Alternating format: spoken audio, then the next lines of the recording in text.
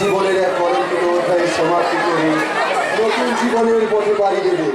তাই তো তার সভ্যসাথীর হাত ধরে নির্বাধার প্রতীক্ষায় বন্ধ। কিন্তু পূজা এখনো আসছে না কেন? আজই তো সেই পূর্ণিমার পূর্ণতিথির সেই শুভ দিন। আজই তো পূজার শূন্যস্মৃতি রাঙিয়ে দেওয়ার সেই শুভ দিন। তাই তো তোমার দেওয়া সোহাগ সিঁদুরে নিজের শূন্যস্মৃতিকে রাঙানোর জন্য মা কালীর মন্দির থেকে এই পবিত্র সিঁদুরটা নিয়ে এলাম। কর্ণ, এই কর্ণ, দাও তোমার সেই পবিত্র হাত দিয়ে তুমি আমার শূন্যস্মৃতিটা রাঙিয়ে দাও। বেশ, তবে তাই হোক। এই মন্দির প্রাঙ্গণে মা কালীকে সাক্ষী রেখে তোমাকে আমার সুখ দুঃখের আমরণ সঙ্গিনী হিসাবে গ্রহণ করতে তোমাকে আমি পড়িয়ে দেবো আমার ভালোবাসার সোহাগ।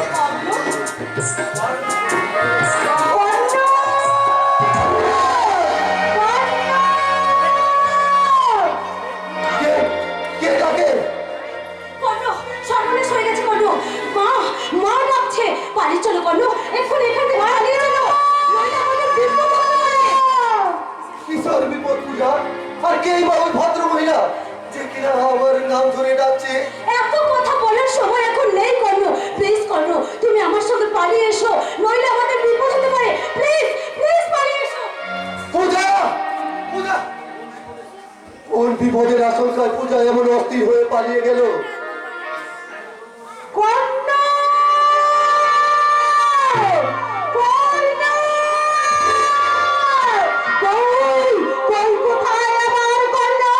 না জানি 25 বছর বাচ্চা আমার কতই না কষ্ট যন্ত্রণা ভোগ করছে। কোথায় আমার কন্যা?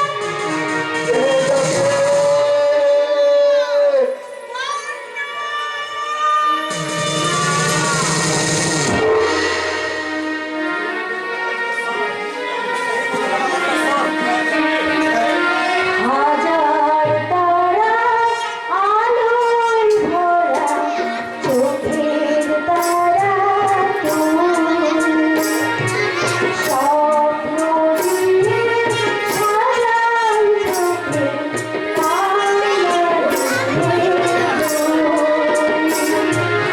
হাজার তারা আলোয় ভরা চোখের তারা স্বপ্ন দিয়ে সাজাই চোখে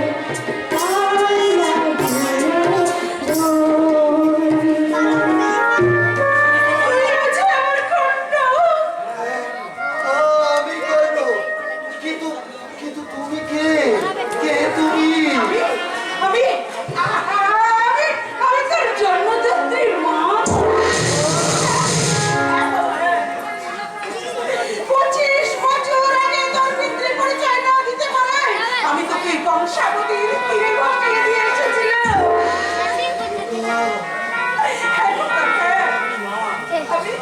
আমি তোর সেই গর্ভধারিণী মা।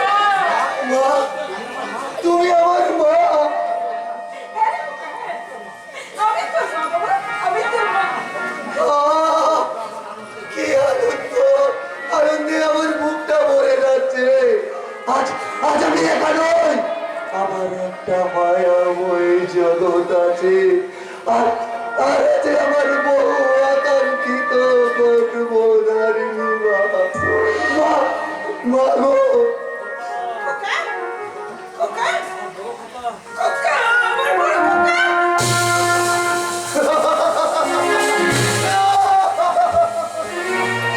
তুই অমন করে হাসছিস কেন বাবা?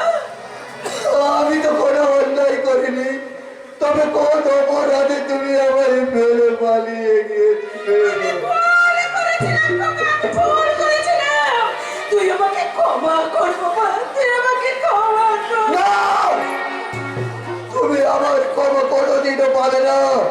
মহাভারতের কর্ণ যেমন কুন্তিটাকে তার কোলে ফিরে যায়নি, তেমনি তোমার স্নেহের ডাকে আমিও কোনোদিন ধরা দেব না।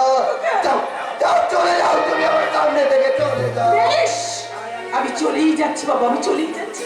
তুমি যাওয়ার সময় তোর কাছে আমার শুধু একটা অনুরোধ, তুই তুই শুধু আমাকে একটিবার তুই শুধু আমাকে মা বলে ডাক। ওই শব্দটাকে আজ আমি ঘেন্না করি। যাও, চলে যাও, তুমি আমার সামনে থেকে চলে যাও। আমি চলেই যাচ্ছি বাবা, আমি চলেই যাচ্ছি। তবে যাওয়ার সময় তোকে একটা কথা বলে যাচ্ছি, আজ তুই আমাকে মা বলে অস্বীকার করলেও আমার গর্ভের সন্তানকে কিন্তু তোকে বোন বলে স্বীকার করতে হবে। এই বোন, যে পূজাকে তুই ভালোবেসে বিয়ে করতে চলেছিস, সেই পূজাই হচ্ছে আমার গর্ভের সন্তান।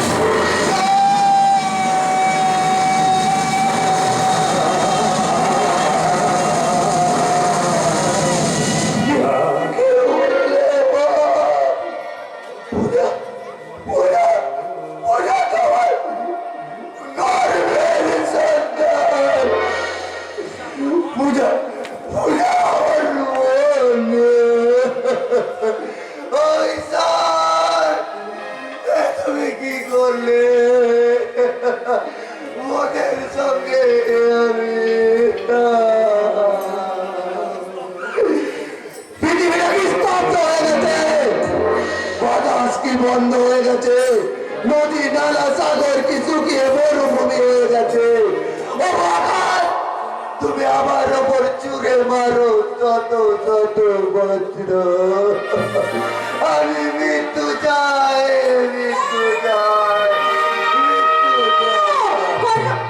এই যে কর্ণ, কি হচ্ছে তোমার? তুমি অমন করছো কেন?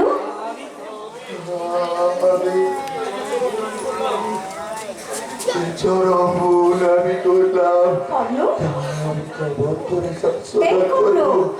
কেমন করে তোমার মহামারী জীবনে করলো। লজ্জা করে কারণে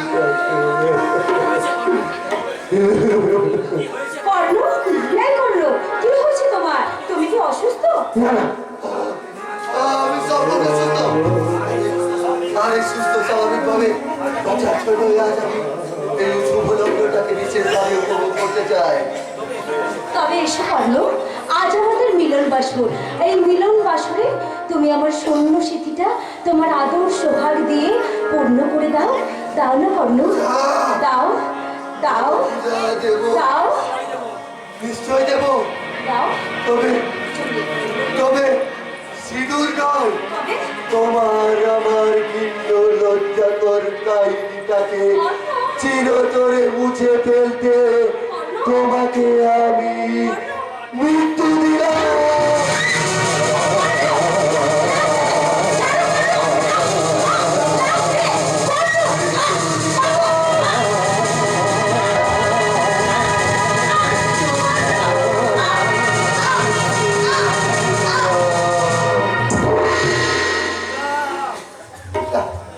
ওটা, এই ওটা, ওটা, এই, তুই এই হতভাগ্য কাকাকে তুই ক্ষমা করে বল। আমাদের এই ভাই বোনের জীবনের সম্পর্কটাকে মুছে ফেলতে তোকে আমি চিরদিনের মতো হারিয়ে দিলাম। মহাভারতের কর্ণের বিজয় রথ মেদিনী গ্রাস করেছিল, আর এই কলির কর্ণের জীবন রথ গ্রাস করলো তার জন্মদাত্রী জননী। তাই এই কলির কর্ণের পরিণতি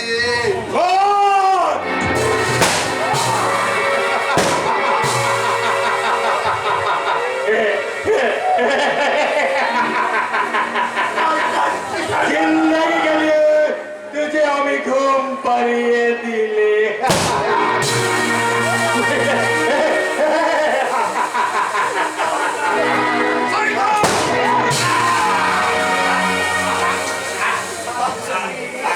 सारे देश पे तुझे अभी खत्म करते पर लेगा।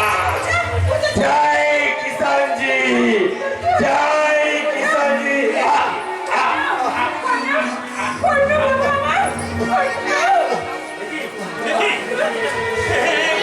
পূজা মাটিতে পড়েছে।